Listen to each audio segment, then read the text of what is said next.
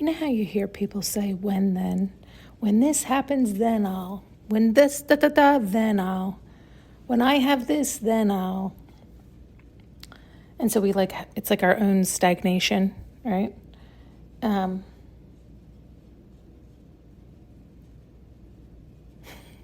everything. And we could talk about that so many different ways. So let's not.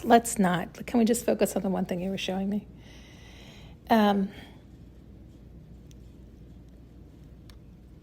If you've been listening long enough, you know me a little bit now. I used to love routines. I used to have routines for everything, but then it became too much, right? It became unbalanced, where it was like I had so many, like I stack things, and then I can move the stack any which way throughout the day, but it's in there. And let's just use a simple thing like an exercise routine. And so,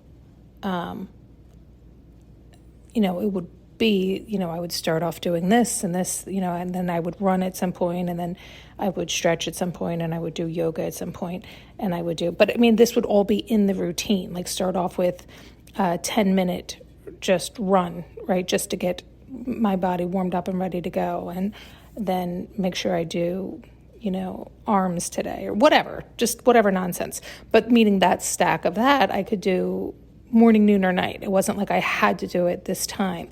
So if I had other things that would enter my life, then fine, I'll just do it this afternoon. And I just wasn't stressed about stuff like that. It was like easy to move stuff around, right? Where some people are so robotic that it's like, if they've missed their morning window, it's like the rest of their day doesn't exist. They can't fit it in. I don't know. And, but then it became so filled and so stacked that it was like a jigsaw puzzle, right? It did get to the point where it was like, no, that slot got filled with something else, but all my other slots are already filled. So I literally have no time. Well, I don't live like that. I don't function well like that. I know a lot of people do live like that. As a matter of fact, people used to say all the time things like, I don't know who has that amount of time in the day for blah, blah, blah. And I would always be like, I do. I have lots of time in my day. But I set up my life that way so that I have so many things automated, and have for years. I mean, well before it became a thing. Like I just function that way. And so there are so many things that we take for granted now, but I have tried to take them for granted for a long time, setting up things automated so that I don't have to think about them or worry them. It's already taken care of. I don't need that nonsense to be stressed about. And I have better use of my time, even if it means doing nothing, right? I'd rather be doing nothing than that. Okay, I'm just still trying to get there. All this said, I guess I always had an identity, right? I always had a point or a purpose, right? Whether it was being working in a career, or if it was being a mother or being a wife or being a home caretaker, whatever it was, there was always that identity, right? There was always the identity involved. And so that identity is the sun, right? It's like everything revolves around that. And so I guess that's what it is, right? It's like when you break down your identity and you have no identity left, no point, no purpose, it's like, well, then it all kind of can fall by the wayside, right?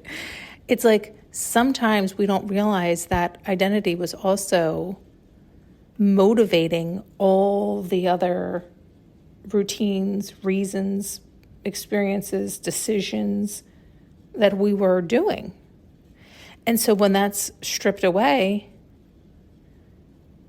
or left behind, or whatever the case, I mean, there's many reasons your identity changes. We can't seem to grasp or reach for that reason to do all the other things. And again, we can just use that simple exercise, right? Well, fucking do it tomorrow, right? And next thing you know, that becomes the new ritual, holding off until tomorrow, or justifying why not to do it, or why bother, or why, because you don't have a reason why. You can't reach for a reason why. There is no reason why, right? You no longer matter. You no longer are important. You no longer identify as needed, right? You have no source of identity. You have no, you're no longer a parent, a spouse, a caretaker, a worker, an important figure in the community. There's nothing for you to grasp on. If you died tomorrow, nobody would be the wiser. And that can be freeing, and that can be daunting, and that can be scary, that can be sad, that can be, people have a whole range of emotions when they lose their identity. And we lose many identities, right? And when you lose all the identities at once, right? Oh, geez. And so it's a process, right? And then it is almost like finding not a new identity, but we end up doing such, but also like a reason, like, okay, well, you don't have to exercise now because, say you're like a foreman or something where you like, it's important. That's probably a bad example. Something that it's really important that your physical health is intact, and that job is no longer your job.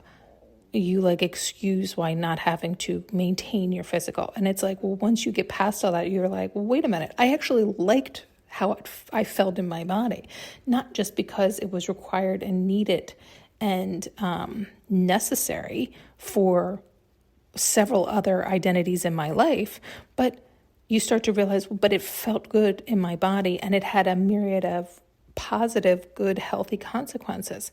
So why again did I drop that routine? Right? Like we start to realize, yeah, we were doing it out of maybe necessity and maybe even bitching about it at one point because it was needed and required, or excusing even if we loved it. We were like, well, I have to do it. I have to look this good, right? It's my job. Or maybe like a model, right? And then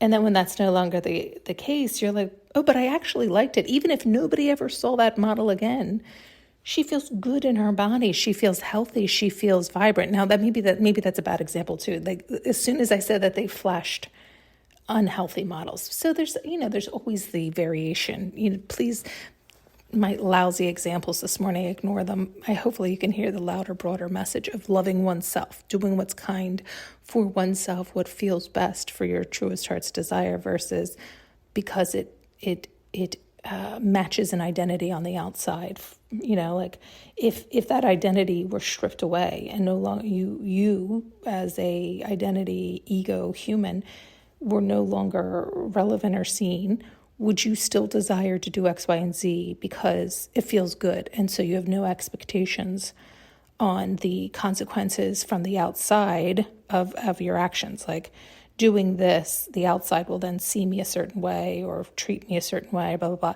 If that no longer mattered, would you still do it because it's what your heart's desired? And then you start to realize it's like the idea of prioritizing, right? What really matters to you, right? Like, does your health matter to you? And what does health mean to you, right?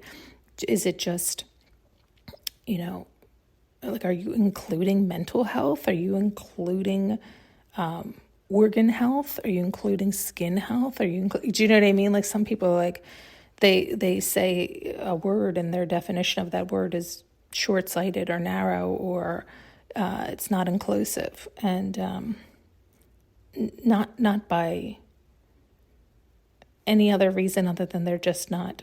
It's lazy intellectually. That's all. Interesting.